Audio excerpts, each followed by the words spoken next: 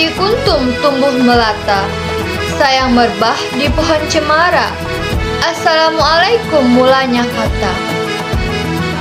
Saya sembah pembuka bicara. Assalamualaikum warahmatullahi wabarakatuh. Perkenalkan, nama saya Nadia dengan NIM 2203111080. Video ini dibuat untuk memenuhi tugas mata kuliah Budaya Melayu Riau dengan dosen pengampu Bapak Dr. M. Rizal Tambusai, MSc MH. Baiklah, dalam video ini saya akan menjelaskan mengenai Proto Melayu dan juga suku asli Melayu Riau. Apa itu Proto Melayu dan suku asli Melayu Riau? Ikutin terus ya. Proto Melayu diyakini adalah nenek moyang mungkin dari semua orang yang kini dianggap masuk ke kelompok Melayu Polinesia, yang tersebar mulai dari negara Madagaskar sampai pulau-pulau paling timur di Pasifik. Mereka diperkirakan bermigrasi ke Kepulauan Indonesia dari Cina bagian selatan. Di Cina, tempat tinggal asli mereka diperkirakan berada di wilayah yang secara kasar termasuk dalam provinsi Yunnan sekarang. Dari situ, mereka bermigrasi ke Indochina dan Siam, lalu kemudian ke Kepulauan Indonesia. Kedatangan mereka tampaknya bersamaan dengan munculnya perkakas Neolitik pertama di Indonesia. Dan dengan demikian dapat ditentukan pada sekitar 3000 sebelum Masehi.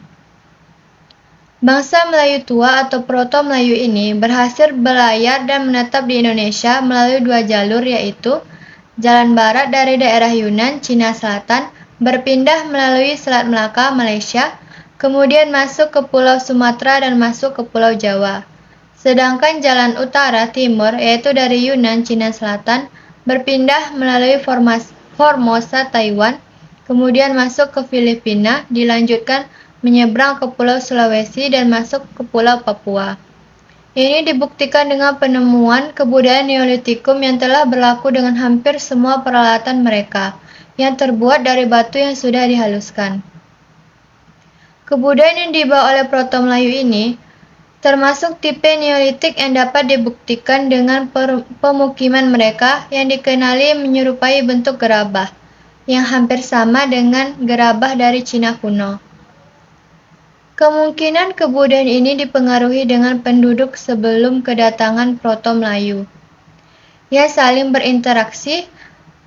Nah, dalam interaksi yang berlangsung di antara mereka, maka akan sering terjadi perkawinan silang di antara keduanya, yang membuat jumlah rumpun Proto Melayu dapat berkembang menjadi banyak.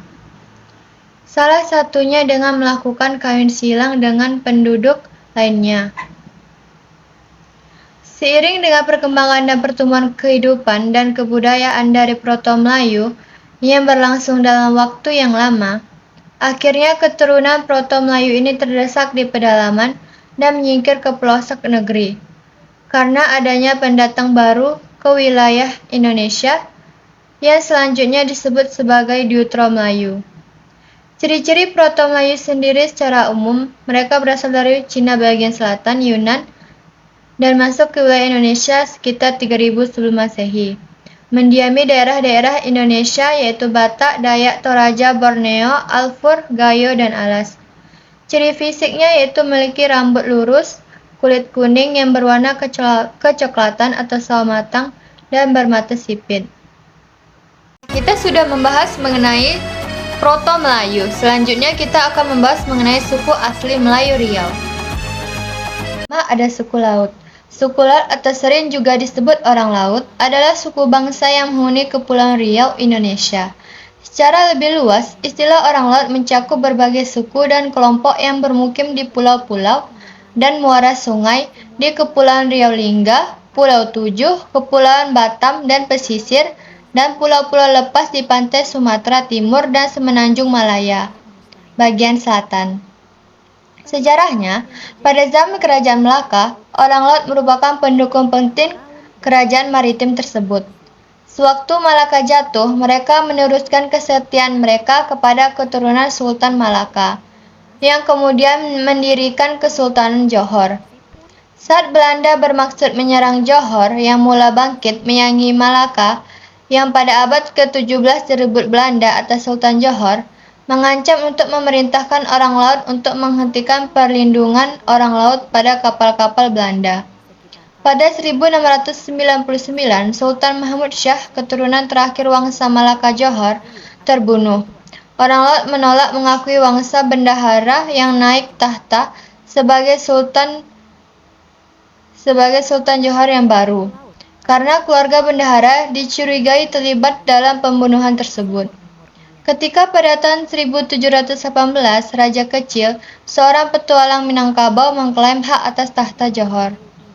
Orang laut memberi dukungannya, namun dengan dukungan prajurit-prajurit Bugis, Sultan Sulaiman Shah dari Wangsa Bendahara berhasil merebut kembali tahta Johor.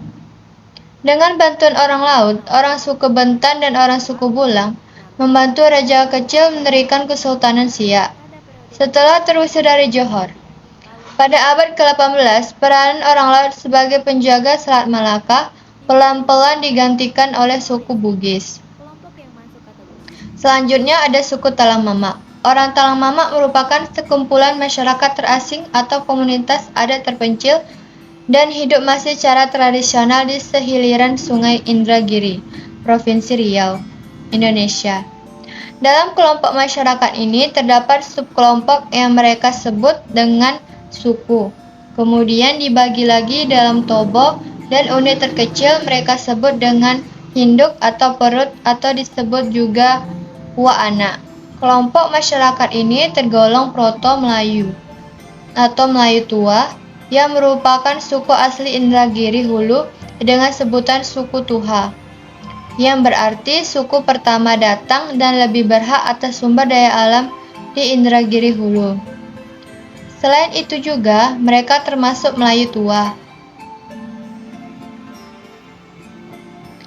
Orang Talang Mamak berdiam di wilayah Kabupaten Indragiri Hulu, yaitu di sekitar Kecamatan Siberida, Rengat, dan Pasir Penyu. Bahasa mereka tergolong bahasa Melayu dengan dialek sendiri. Kata talang berarti ladang sesuai dengan kebiasaan masyarakat ini yang hidup sebagai peladang, berpindah di pegunungan Bukit 30. Kata mamak berarti ibu, jadi kalau kedua kata ini digabung, maka artinya ladang milik ibu atau pihak ibu. Agaknya nama ini terkait pula dengan sistem pewarisan hartanya yang memang bersifat matrilineal. Mereka lebih suka menyebut diri sebagai orang adat. Selanjutnya ada orang Petalangan yang hidup di Kabupaten Pelalawan, Provinsi Riau. Di desa-desa pemukiman orang Petalangan terletak sekitar 60-95 km dari kota Pekanbaru. Kebanyakan orang Petalangan mencari nafkah dari hutan karet dan sebagai nelayan. Istilah Petalangan berasal dari kata talang yang merupakan jenis bambu. Suku ini juga menyebut diri mereka sebagai orang darat. Menurut Tombo, orang Petalangan datang dari Johor, menggunakan perahu dan membuka hutan di pemukiman mereka. Mereka kemudian menjadi kaula kerajaan Kampar dan kemudian Pelalawan. Di bawah pemerintahan Kesultanan Pelalawan, mereka mendapat pengakuan hak atas wilayah hutan mereka, yaitu hutan tanah perbatinan kurang 130, yang dipimpin oleh kepala adat yang dikenal dengan sebutan batin. Orang Petalangan menjual hasil hutan dan jasa kepada Kesultanan Pelalawan. Dengan kemerdekaan Indonesia, kehidupan orang Petalangan mengalami perubahan. Kesultanan Pelalawan digabungkan ke dalam Republik Indonesia dan pemerintahan tradisional oleh batin digantikan oleh kepala desa yang diangkat oleh pemerintah republik. Selanjutnya ada suku Sakai. Kata Sakai konon berasal dari kata sungai, air, kampung, anak, dan ikan. Hal ini memiliki makna bahwa mereka adalah orang-orang hidup sekitar sungai dan menggantungkan hidup mereka pada hasil kekayaan sungai, seperti ikan. Orang Sakai dianggap sebagai salah satu masyarakat terasing di Provinsi Riau.